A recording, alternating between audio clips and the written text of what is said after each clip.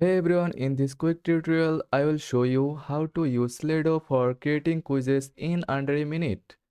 First of all, open the Google browser, then go to the search bar and search by typing Slido. Then click enter. Click on the first link, then log in here with your Slido account or Google account. Then click on create a Slido.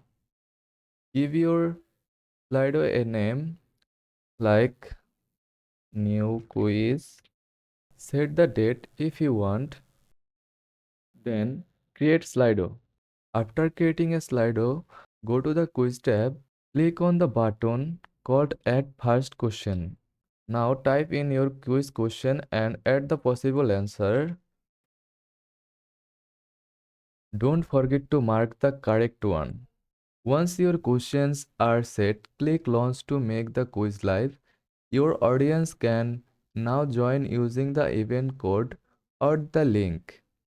I don't have any launch options here because my quiz is automatically saved. And that's it. Thanks for watching. Don't forget to subscribe, hit the like button.